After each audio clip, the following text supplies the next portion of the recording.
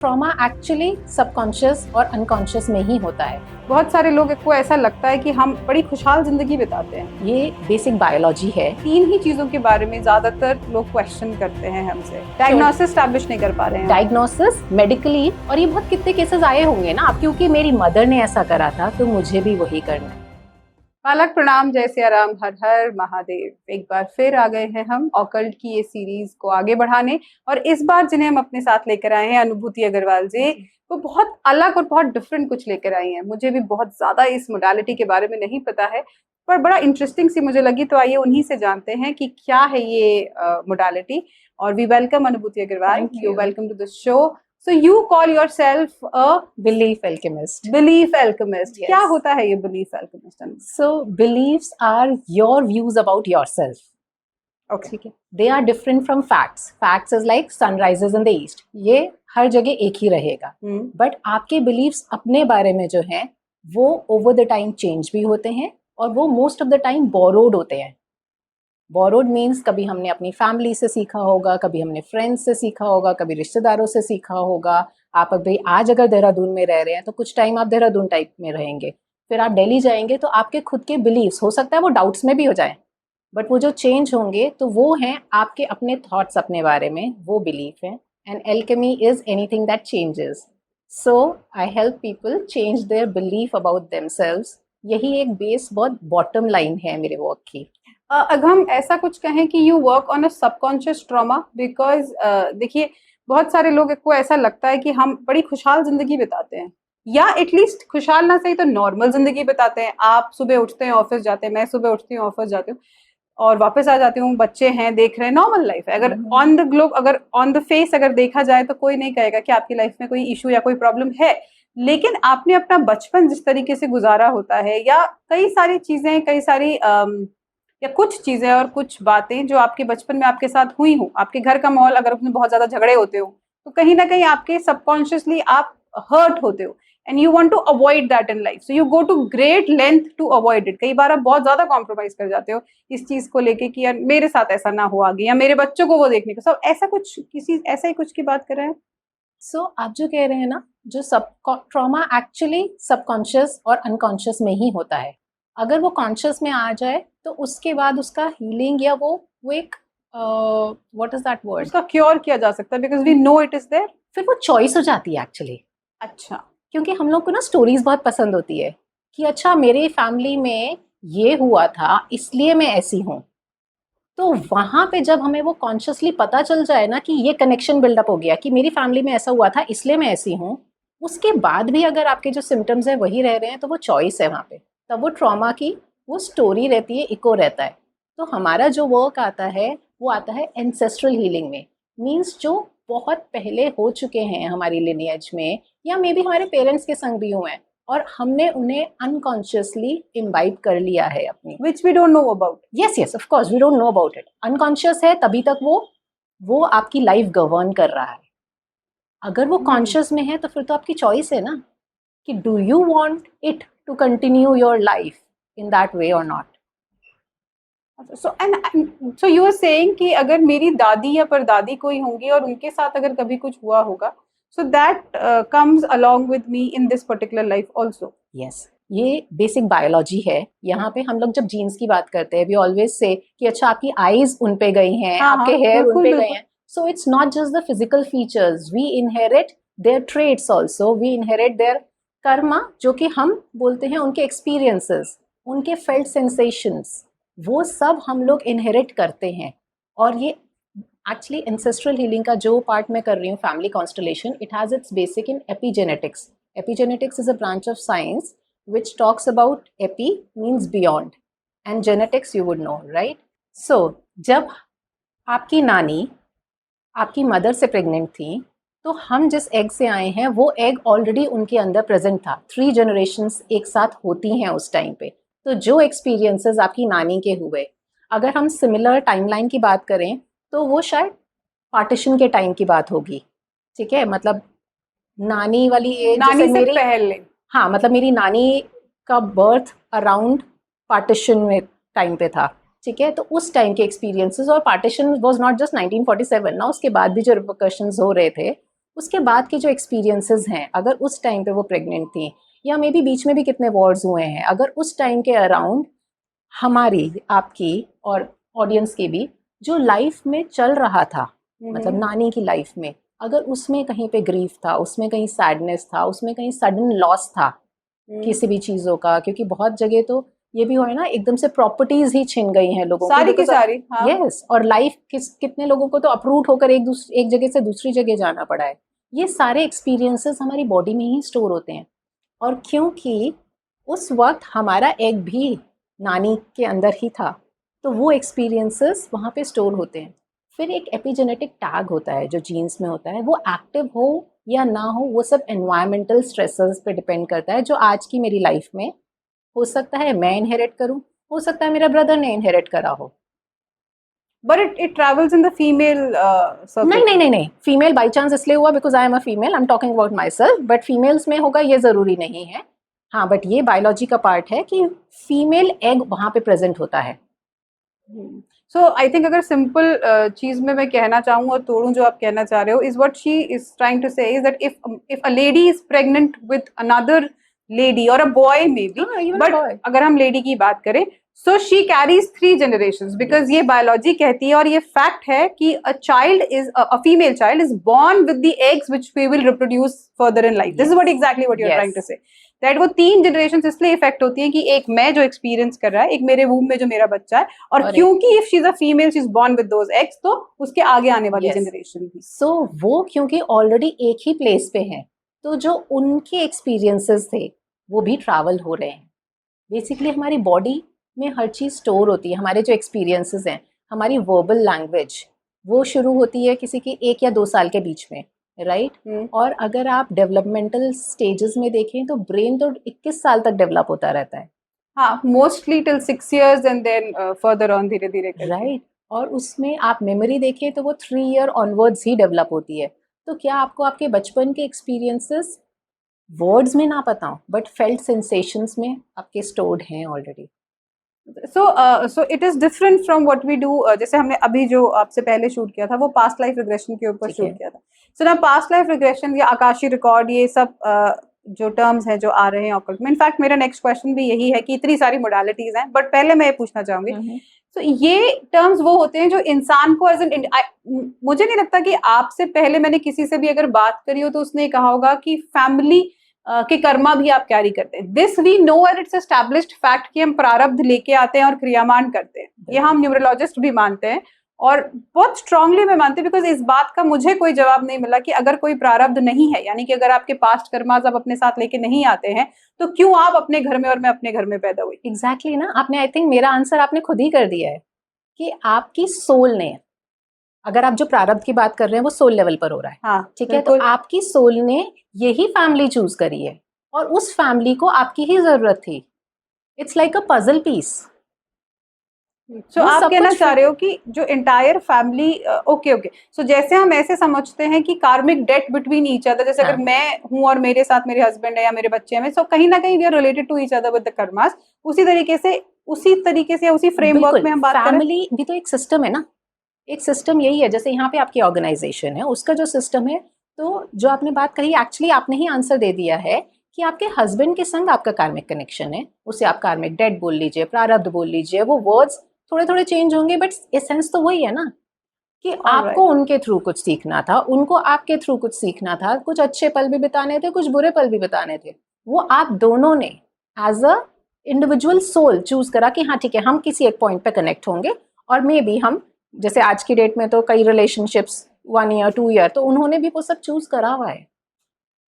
और वो जो आप पहले कह रहे थे पास्ट लाइफ, और वो सब आपका एक लाइब्रेरी टाइप है, आकाशी रिकॉर्ड्स, वही तो कहते हैं कर्म के लिए, तो बट दैट इज इंडिविजुअल कि आप अपनी अपना कैरी कर रहे हैं। But what I can understand, if I am correctly understanding from your ancestral healing को अगर मैं समझने की कोशिश करूं, तो इट्स लाइक कि आपके पूर्वजों के कर्मा भी आपको इफेक्ट कर रहे हैं, बिल्कुल, या जो उनके साथ ये कलेक्टिव है, और अब वो कलेक्टिव का मुझे एज अ पर्सन कैसे इम्पैक्ट कर रहा है, हमारा काम यही है।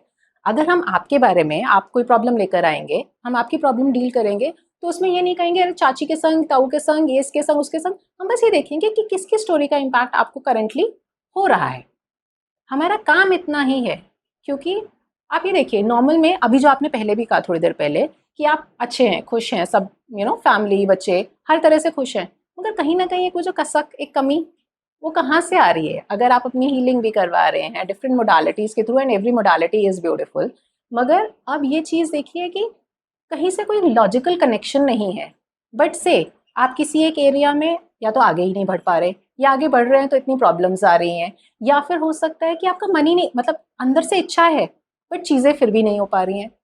तो वो कनेक्शन, जो मिसिंग कनेक्शन है, वो आएगा आपकी एंसेस्ट्रल हीलिंग में, फैमिली कॉन्स्टलेशन में। ऑलराइट, सो अगर मैं आपसे अब ये पूछूं कि there are so many modalities, in fact हम भी जो ये सीरीज कर रहे हैं, this is a series of 7 और 8 एपिसोड, जिसमें हर एपिसोड में एक different modality, different occult science को हम डिस्कस कर रहे हैं। इतनी 8 तो हम ही कर रहे हैं, जी, और भी बड़ी सारी बहुत तरीके की बहुत होंगी। बिल्कुल। सो व्हाट कंफ्यूजन है कह लीजिए, या what to believe, how to believe, किसको हम फॉलो करें, किसको नहीं करें इन योर, जैसे ये बड़ा नया सा चीज है। So who will come, who do you think is should come to you?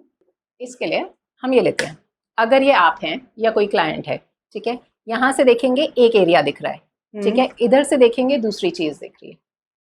Healing modalities इस तरह से हैं, जैसे से न्यूमरोलॉजी हो सकता है वो इस फेस से वर्क कर रही हो, उन्हें ये दिख रहा है वो ये काम कर रही हैं। इधर से अगर हम देखें से पास्ट लाइफ, वो इधर से देख रहे हैं। और ओके, ये एब्सोल्यूट नहीं है, उस सेंस में है कि डिफरेंट डिफरेंट पर्सपेक्टिव्स हैं। सिर्फ अगर हम फैमिली कॉन्स्टलेशन अगर हम इधर से देख रहे हैं, बट काम किस पे हो रहा है? नजरिया है सेम, उसी जरिए तक पहुंचने का काम उसी पर्सन पे हो रहा है। पॉइंट यही है कि डिफरेंट मेडिसिन है, मैं ये कहूंगी। जैसे मेडिकल साइंस में आयुर्वेदा, एलोपैथी, उसी तरीके एग्जैक्टली से आप कहना चाह रहे हैं? बिल्कुल, आप यही कह सकते हैं कि एलोपैथी भी वो काम करेगी, आयुर्वेदा भी वो काम करेगा, और कोई और मोडालिटी अगर होगी वो भी वही काम करेंगी। Alright. पर्सन वही सेम है, नजरिया जहां से हम आ रहे हैं, हमारा स्कूल ऑफ थॉट वो चेंज हो रहा है, और उसके बाद हमारा तरीका चेंज है, बट काम सबका एक ही है, सबका पर्पस वही है। So how will ancestral healing, see basically अगर कोई हमारे पास आता है, चाहे वो न्यूमेरोलॉजिस्ट हो, चाहे वो एंसेस्ट्रल हीलर हो, चाहे वो टैरो कार्ड रीडर हो, या कोई भी हो, उसके मोटे मोटे 80% ऑफ द टाइम्स और 85% ऑफ द टाइम तीन ही चीजों के बारे में ज्यादातर लोग क्वेश्चन करते हैं हमसे, या आपसे भी करते होंगे। एक सबसे पहली चीज होती है हेल्थ। हेल्थ के बारे में लोग क्वेश्चन करते हैं। फाइनेंस, करियर, नौकरी नहीं लग रही, कब लगेगी, मेरा बच्चा क्या बनेगा, क्या उसको करियर चूज करना चाहिए, इस तरीके का। तीसरा शादी, राइट, और रिलेशनशिप। हाँ, ठीक है, सो ये तीन बेसिक चीजें। How will ancestral healing play a role here? ठीक है, सो एंसेस्ट्रल हीलिंग का ना मेन कॉन्सेप्ट होता है, जो कॉन्सेप्ट बेस लाइन है ना, it's magical love of a child. कि आप जब बच्चे होते हैं ना, या कोई भी बच्चा, वो अपने पेरेंट्स को इस तरह से प्यार करता है कि वो अपने आप को बड़ा बनाकर, नॉट फिजिकली, ओके, वो बड़ा बनाकर उनके सारे पेन लेना चाहता है। वो ये सोचता है कि मेरे पेरेंट्स को कोई पेन ना हो, उनका फेट मैं लेकर मैं अपने आप पे चीज़ें ले लूँ। एंड माइंड यू, ये कुछ भी कॉन्शियस नहीं है, ये सब अनकॉन्शियस में हो रहा है, कोई कहता नहीं है, हो सकता है। तो इसमें मोडालिटीज़ जो हम डील कर रहे हैं, वो हम 4 तरह से मेन देखते हैं। ब्रेक इन द बॉन्ड, जिसमें किसी भी तरह का आपका फिजिकल सेपरेशन हुआ होता है, specially with the mother, okay, ठीक है। इमोशनल सेपरेशन भी हो सकता है वहाँ पे। फिर उसके बाद रिजेक्शन, कि आपको मोस्ट ऑफ द केसेस में ना, दोनों पेरेंट में फादर के संग रिजेक्शन होता है। किस तरह से कि एक मदर का ही रोल हो जाता है बच्चों को संभालना है, तो बच्चे अपने फादर को मदर के लेंस से देखते हैं। और ज्यादातर I think father plays that role कि अच्छा मेरी बात नहीं सुन रहे, पापा को बताऊंगे। हाँ बिल्कुल, तो वही मदर के पर्सपेक्टिव से ही देखा ना, मदर ने उन्हें सॉर्ट ऑफ हिटलर बना दिया, जस्ट टू से, राइट, या फिर वो लॉ इन्फोर्सर बना लिया, पॉलिटिकली करेक्ट वो वर्ड है। उस तरह से वो बच्चे ने रियल में जाना ही नहीं मेरे पापा कौन है, उनकी स्टोरी क्या है, वो कहाँ से आ रहे हैं, मेरे पापा को पापा किसने बनाया, राइट, या वो इंसान किसने बनाया जो आज मेरे को मेरा नर्चरर है, मेरा प्रोवाइडर है। थर्ड थिंग इज मर्जिंग, जहाँ पे आप अपने ही पेरेंट्स का फेट अपने पे ले लेते हैं कि मेरी माँ बेचारी ऐसी थी तो मेरे भी लाइफ में ऐसा ही होगा। और इन जनरल हम नॉर्मल में अगर हम उसे ध्यान से ना देखें तो हम कनेक्शन भी स्टैब्लिश नहीं कर पाते हैं प्राची। बट एक पर पैरेलल, ये तो हम सब इसी लाइफ की बात कर रहे हैं। हाँ जी, अच्छा, हाँ हाँ, तो हम तो आप पूछ रहे ना वही क्लाइंट कौन आएगा, तो मैं क्लाइंट के पर्सपेक्टिव से ही बात कर रही हूँ ओके ओके। कि जो सीकर आ रहा है उसका पर्सपेक्टिव क्या होगा। और फिर चौथा है आइडेंटिफिकेशन, जहां पे आप किसी और फैमिली मेंबर का फेट लेकर चल रहे हैं। सो हेल्थ सबसे पहले लेते हैं। बहुत कंधों में दर्द है, आपने डॉक्टर्स को सब दिखा लिया है, सारी रिपोर्ट्स ठीक आई हैं, टेस्ट ठीक आए हैं, मगर दर्द क्यों हो रहा है नहीं पता। डायग्नोसिस स्टैब्लिश नहीं कर पा रहे हैं आप। डायग्नोसिस मेडिकली, और ये बहुत कितने केसेस आए होंगे ना आप लोगों ने भी, अगर हाँ हाँ, डॉक्टर में डायग्नोसिस स्टैब्लिश नहीं होता है नहीं कई हुआ बार है ऐसा। बट सिम्टम है, ठीक है, वो सिम्टम कहाँ से आ रहा है, शोल्डर पेन इज बर्डन, तो वो मदर की साइड से बर्डन। अगर मदर ने, मतलब आप अगर मैं एज अ फीमेल ही कहूँ, तो मेरे को अगर पेन हो रहा है तो वो फैमिली का बर्डन है, एक्सपेक्टेशंस का बर्डन है, to look after your child and neglect yourself. क्योंकि मेरी मदर ने ऐसा करा था तो मुझे भी वही करना है। फादर की साइड से कैसे आ सकता है अब क्योंकि वो केस टू केस डिपेंड करेगा। फादर, मेरे ही फादर का, he lost his father very early and the entire burden to sustain life of the current family fell on him. So he was burdened and throughout his life वो नहीं बोल पाए अपनी चीजें क्योंकि वो सिर्फ प्रोवाइडर बनकर रह गए। वो जो बर्डन था वो मैंने कैरी करा कि पापा आपने इतना बर्डन लिया है तो मैं भी आपका बर्डन को अपने शोल्डर पे लूंगी। So basically जहाँ, you're saying that you idolize your parents? हाँ, ये मैजिकल लव, बच्चे भगवान की तरह ही मानते हैं पेरेंट्स को। किसी भी तरह से बस उनका काम यही होता है अनकॉन्शियसली कि उनका पेन कम कर दे। तो ये हुआ हेल्थ वाला। और यहाँ पे मेजरली, और वैसे बहुत छोटी से छोटी चीज़, जैसे अगर आप बीपी शुगर ये वाली कंडीशंस को भी इनसे डील कर सकते हैं, बट स्पेशली जहाँ साइकोसोमैटिक टर्म यूज हो जाता है ना, जहाँ पे डायग्नोसिस में सिम्टम दिख रहे हैं बट रीजन क्या है नहीं पता, वहाँ पे बहुत ब्यूटीफुल फैमिली कॉन्स्टलेशन वर्क करता है। इन थिंग्स लाइक जैसे आजकल बहुत ज्यादा हम देखते हैं बाइपोलर डिसऑर्डर है, और बहुत लोगों को है, वो शायद खुद भी रियलाइज नहीं करते हैं। सो अगर कोई भी इंसान इस तरीके का है जो पल में खुश हो जाता है और आपको लगेगा कि सब कुछ बड़ा अच्छा है, ये तो बहुत खुश आदमी है, बट सडनली वो सारे टाइज आपसे तोड़ देगा, फोन उठाना बंद कर देगा, आपको ब्लॉक कर दे शायद। So that is a symptom of bipolar disorder, which कई बार हम नेचर समझ के छोड़ देते हैं कि यार वो तो ऐसे ही है। तो इस तरीके की चीजों में भी ये चीज है। यहाँ पे ना दो चीजें मैं बोलना चाहूंगी। एक तो यही कि अगर आप मेडिकल जैसे फिजिकल हेल्थ है, अगर मेरे को फीवर है, मेरे को कफ है, मेरे को कोल्ड है, उस चीज़ की एक्सेप्टेंस लोगों में बहुत है। बट जैसे ही वो डिजीजेज मेंटल हो जाते हैं, सिजोफ्रेनिया है या बाइपोलर कह रहे हैं, डिप्रेशन है, तो उसे वही नेचर पे ले आते हैं कि अच्छा ये तो ऐसी ही है, ये तो ऐसा ही है। तो ये एक बहुत बड़ा रोड ब्लॉक है लोगों को अपनी हीलिंग जर्नी में आने के लिए। और दूसरा आपने वर्ड जो यूज़ करना सडनली हो गया, हमारी लैंग्वेज में एक एंसेस्ट्रल क्लॉक होती है। ओके, एंसेस्ट्रल क्लॉक सिंपल एक टाइमिंग हुआ जो आप कभी कभी एस्ट्रोलॉजी वगैरह में भी आ जाता है, बट यहाँ पे क्योंकि हम एंसेस्टर से डील कर रहे हैं तो ये ऐसे हुआ है, say some of my ancestor lost his life at 33, और अगर मैं हूँ उनके वो बर्डन को कैरी करने वाली, तो मेरी लाइफ में 33 पे ही प्रॉब्लम्स, या हो सकता है 32.5 से शुरू हो जाए, सो 33 के अराउंड शुरू हो जाए। और उससे पहले अगेन जो आपके ही वर्ड्स थे कि वो पर्सन ठीक था, सब बढ़िया चल रहा था, सडनली कुछ हुआ, तो वो एंसेस्ट्रल क्लॉक एक्टिवेट होने का मतलब मेरे दिमाग में ना वो बत्ती बजेगी, अच्छा सडनली हुआ है तो एंसेस्ट्रल क्लॉक है। पूरा चेक करते हैं हम कि किधर किधर क्या क्या मेन इश्यूज हुए थे, या एक हैवी फेट हुआ था। Heavy fate is a young death, abortion, miscarriage, कोई लूट हुआ हो, रीलोकेशन हुआ हो, रेप हुआ हो, मर्डर हुआ हो, दीज आर हैवी फेट्स कि एकदम से ही किसी और की लाइफ चेंज हुई और अब मैं सडनली उस चीज को कैरी कर रही तो हूँ। पर इसके लिए हमें अपने जो भी हमारे पास्ट एंसेस्टर्स थे उनकी लाइफ के बारे में पता होना चाहिए कि उनके साथ ऐसा हुआ था। ओके, मैं ना मेजरली 3 मंथ्स 6 मंथ्स 9 मंथ्स की जर्नीज करती हूँ, और मोस्टली इट्स सो ब्यूटीफुल। अगर आप रेडी है ना तो वो उस टाइम पे वो स्टोरीज खुलती चली जाती हैं। और पता है उससे इम्पोर्टेंट हमें एक्चुअली स्टोरीज नहीं चाहिए, हमें बस वो फीलिंग्स चाहिए कि हाँ हम ये किसी और का कैरी कर रहे हैं। अगर रियल स्टोरी सही में ना भी पता चले कि उनके संग क्या हुआ था, बट इतना भी पता चले ना कि हाँ उनके संग कोई ऐसा इंसिडेंट हुआ था जो वही हैवी फेट में कैटेगराइज हो रहा है, तो उतना भी बहुत है। और हम क्यों? कैसे बात करते हैं एंसेस्टर्स से, मतलब कैसे पहुंचते हैं वहां तक? ओके, हम एंसेस्टर्स से बात नहीं करते हैं, ऑलराइट, ये उस तरह वाला ओकल्ट का पार्ट नहीं है जहाँ पे आप किसी की स्पिरिट बुला रहे हैं या आप उनसे डायरेक्ट टॉक कर रहे हैं। हम बॉडी के थ्रू, आपकी ही बॉडी के थ्रू वो लोकेट करते हैं कि आपको कहाँ पे फील हो रहा है। और ये चीज़ मैं यहाँ पे भी स्ट्रेस करना चाहूँगी कि हमारा वर्क सोमैटिक है, बॉडी बेस्ड है, Soma is body, okay. So because it is body based, तो ये और डीप जाता है जो नॉर्मल साइकोलॉजी या थॉट प्रोसेस वर्क से है, क्योंकि हमारी जो बॉडी में स्टोर्ड फीलिंग्स हैं, इमोशंस हैं, हम उस पे काम करके वहाँ पे चेंज कर रहे हैं। तो ये साइकोलॉजिस्ट या साइकियाट्रिस्ट से डिफरेंट है। बिल्कुल। साइकोलॉजिस्ट क्या करते हैं? Psycho means mind. So psychologist आपके माइंड पे वर्क करते हैं, थॉट प्रोसेस पे वर्क करते हैं कि ओके आप अब कुछ टाइम, जैसे एग्जांपल दे रही हूँ कि बस अच्छे अच्छे थॉट्स लेकर आइए, पॉजिटिव सोचिए। जो आपको स्ट्रेसर्स हैं, जैसे अगर आपको वर्क में स्ट्रेसर है तो कोशिश करिए उनसे ना मिलें। अगर आपको फैमिली में है तो थोड़ा सा डिस्टेंस बढ़ाइए, वो उस तरह की चीज़ों पे काम करेंगे। ये साइकोलॉजिस्ट हुए। साइकोलॉजिस्ट मेडिसिन नहीं प्रिस्क्राइब करते, हाँ।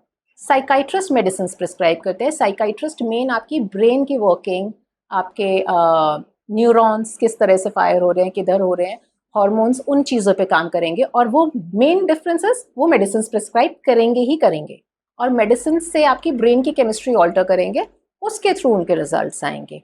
और हमारा जो काम है वो दो मेन चीज़ों पे है, थॉट्स एंड इमोशंस, और उसके बाद बॉडी वर्क। और यहाँ पे मेन चीज़ क्या है? फैमिली कॉन्स्टलेशन जो मैं मेन मोडालिटी यूज़ करती हूँ, उसका मेन चीज़ यही है कि कोई एक पर्सन था आपकी लिनेज में जिसको वो स्पेस नहीं मिला जो उसे मिलना चाहिए था, उसे बस उनको इंक्लूड करना है। अगर हम आज भी बैठे, जैसे पितृपक्ष में हम लोग में ये बोला जाता है ना, भूले बिसरों को याद करा। हाँ हाँ। तो वही भूले बिसरों को इंक्लूड करना है। कितनी बार होता है कि अबॉर्शन हुआ है, मिसकैरेज हुआ है, उन बच्चों का नाम ही नहीं है। हम जब बोलते हैं कि ना, अच्छा हम तो बस 2 भाई बहन हैं, 3 भाई बहन हैं, बट वो जो चौथा या 5वां कोई गया, उनका मेंशन ही नहीं है, वहाँ पे इश्यूज आते हैं। So everyone has their own place, सबकी अपनी जगह है, और उनको अपनी जगह दे दो, चाहे वो थॉट्स में ही दो। वो बॉडी में बोलो कि ओके अगर मेरी मम्मा का पहले फर्स्ट मिसकैरेज था तो I am the second person. आपको गा कर नहीं बोलना है सबको, अपने थॉट में, अपने माइंड में ये रखिए कि हाँ I am the second one.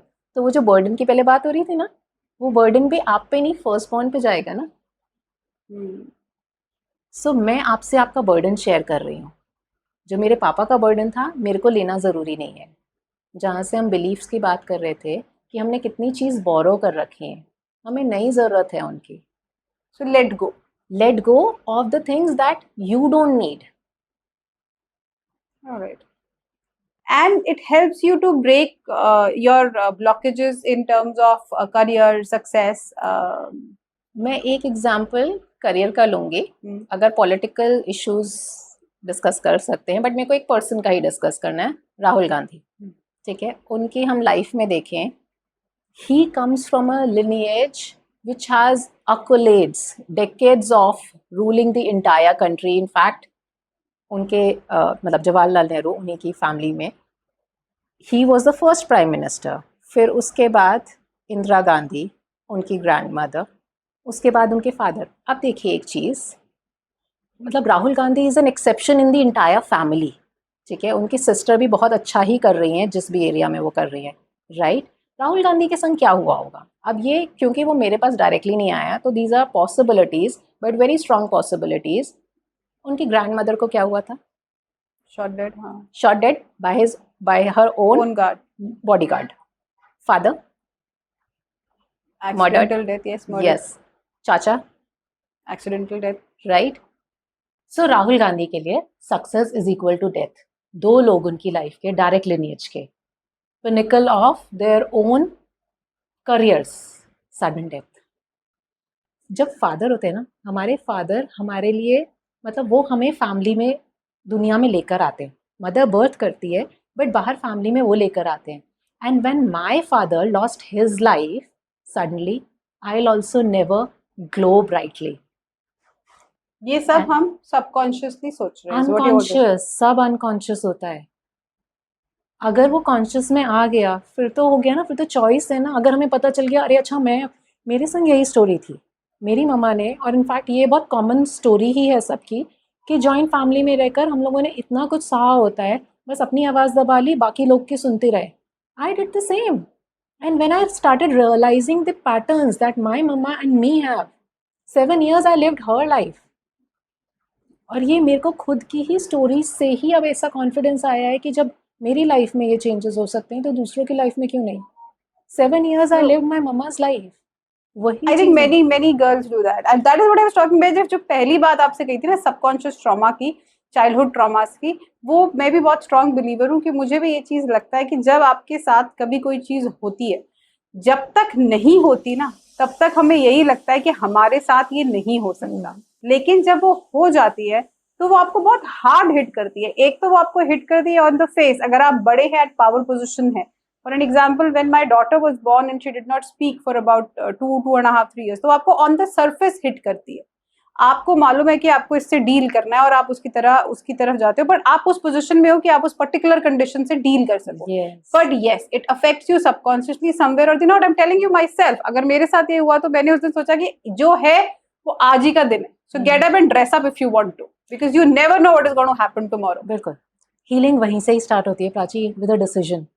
When you decide, जिस दिन आपने कहा ना, okay whatever happens, get up, dress up and deal with it. Healing वहीं से ही स्टार्ट होती है, with a strong decision. नहीं तो सबकी लाइफ चल रही है ना. बहुत जो कॉमन चीज़, तो हम वही कह सकते हैं कि हम अपनी जिंदगी में खुश हैं.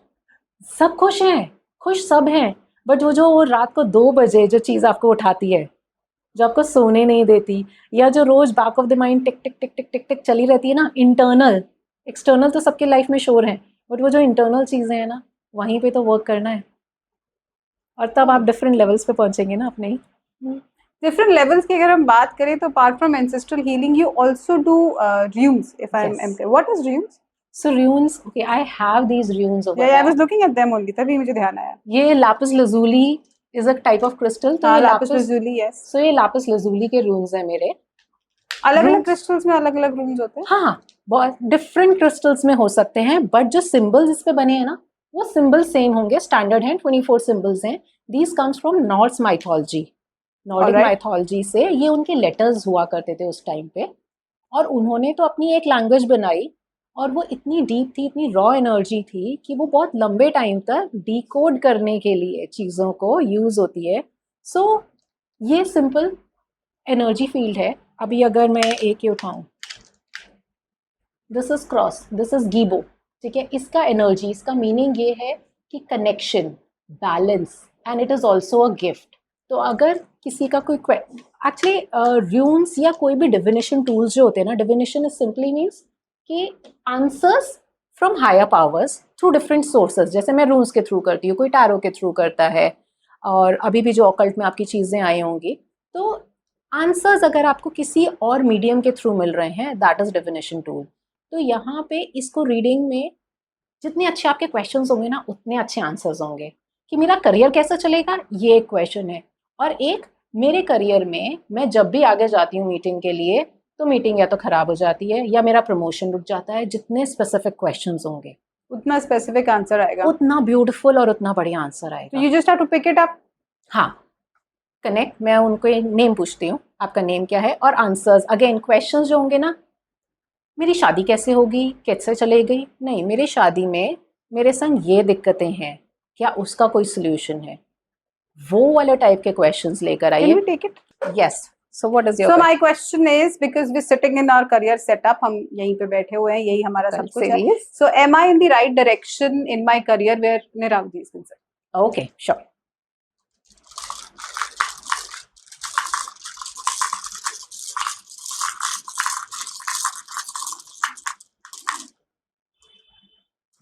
ओके, बहुत ब्यूटीफुल है.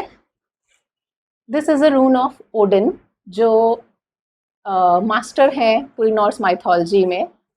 Okay, and this is a rune of communication. So I guess जो आपके लिए है, इट सेज कि अगर आपने बात नहीं कर रहे हैं तो बात करें, और हम यहाँ पे पॉडकास्ट कर रहे हैं, सो व्हाट बात ही कर रहे हैं, अपनी चीजें एक्सप्रेस कर रहे हैं, कम्युनिकेशन है. So it's the best thing for you. So we are in the right path. Very apt. ये rune of communication, and we are doing podcasts. So communicate, talk, अपनी चीजें एक्सप्रेस करो. This is the best thing for you. Very nice. बस हम पैसे भी कमा लें इससे थोड़े Oh से. yes. So all right. So here we go. So this is how runes work. मतलब Yes. basically answers to a question. So See, this is a yes or no.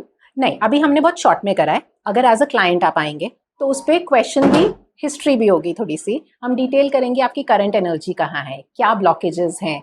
तो उसमें 2-3 और स्टेप्स होंगे. अभी मैंने सिंगल रून से ही करा है. उसमें मैं आपके ये भी चेक करूंगी करंट एनर्जी. अगर वो कनेक्शन होगा कहीं पास्ट से तो हम ये देखेंगे कि पास्ट में. आपने बिल्कुल ठीक कहा कि अगर कोई प्रॉब्लम बहुत लॉन्ग परसिस्टिंग है तो कुछ समय तो लगेगा उसे हील करने के लिए. So all of you there, अगर आप में से किसी को भी ये लग रहा है that we need that healing somewhere inside, हमको वो ब्लॉकेज समझनी है जो हम समझ नहीं पा रहे हैं, कोई डिजीज है जिसका कोई डायग्नोसिस नहीं है, so you can definitely contact अनुभूति. अनुभूति को कॉन्टैक्ट करने के लिए क्या करें अनुभूति?